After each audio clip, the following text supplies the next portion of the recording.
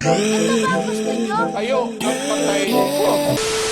At ito na siguro ang pinakamatinding paninira na ginawa nila kay Mayor Duterte. Sobrang desperadong move na netong ginawa nila and hindi na tama dahil ginamit nila pati ang mga bata. So sino nga ba si Mayor Rodrigo Duterte?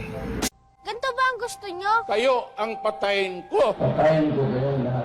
Mali po ang pumatay. Ay, naka-umuwi ka na. Tama po ba murahin ng Santo Papa? Hoy, ang NPA. Ituro nyo po sa amin ang tama. Napakaganda. Dapat ang mayor muna ang mauna. Mali po mambastos ng babae. If I become president, it will be bloody. Ito po ba ang gusto nyo maging halimbawa para sa amin? Itong video na ito ay ang sinasabing 20 million anti-Duterte campaign na ipinalalabas na ngayon sa ABS-CBN at GMA7. Mga taga Davao, kayo ang dapat kong tanungin dito. Alam ko kilala nyo ang mayor nyo. 22 years nyo na siyang kasama dyan sa Davao. So bakit ko pa ginawa tong video ito? Ginawa ko tong video na ito para kayo mismo mga Davaoenyo ang magpatunay kung dapat ngang ang mayor nyo, si Rodrigo Duterte, ang maging susunod na presidente ng Pilipinas. Gaano ba kayo katiwala sa kanya? I-comment nyo lang kung bakit si Duterte ang gusto nyong manalo. Sabihin po natin yung mga gusto nating ugali sa kanya, kung ano yung mga nagawa niya sa buhay natin. Huwag nating kalimutan i-share to sa ating mga social media, sa Facebook, sa Twitter, at i-encourage natin ang mga fellow Davaoenyo natin na sabihin kung bakit gusto nila si Duterte. Gusto ko lang po idaan natin to sa malinis na pangungumpanya. Hindi yung ginagawa nila na sinisiraan nila yung mga kalaban nila. Ilang araw na lang eleksyon na. May magagawa pa tayo para mas mapatunayan kung sino nga ang dapat manalo.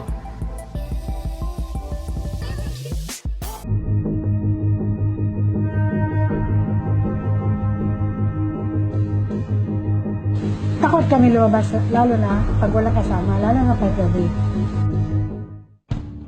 Nung una kong nakilala siya, ang impression ko talaga sa kanya ay very approachable and very accommodating. Yung availability ng mga social services, tulad ng scholarship na na-avail ko from the city government, yung nakita ko na mas malaki pala yung opportunities dito sa Davao. Lumapit ako sa kanya. Sabi ko, gusto ko lang magkaroon ng kapital. So sabi niya, sige, sabi niya, ito yung 50,000. We are exporting banana in Japan. Pagbalik naman, yung mga ukay-ukay, lahat na meron sa Japan na pwedeng ibenta dito, yun ang laman ng barko pabalik. Yung step kasi, siya yung nagbigay ng opportunity for me to enter to college. Dahil sa program, I am now who I am. Ang sabi ni Mayor, tulungan kita, pero make sure that you will shine. And I want you to be somebody someday. Meron na rin akong trabaho, and I even had that napakalaking achievement to top the board exam. Nung una siyang umupo, naging peaceful in Davao. Inayos niya ang City Hall. He invited businessmen para maglagay ng mga business nila sa Davao. Yung services ng Davao City is nabibigay talaga dun sa mga tao. Kasi pera yun ang bayan. Now, marami na kaming pantalan. At marami ng mga buildings, marami ng high-rise buildings. And more businessmen coming in here because we feel it that Davao City is very peaceful regardless ng iba't ibang religion, iba't ibang tribo, pero Pilipino pa rin. So dapat magtulungan, magmahalan.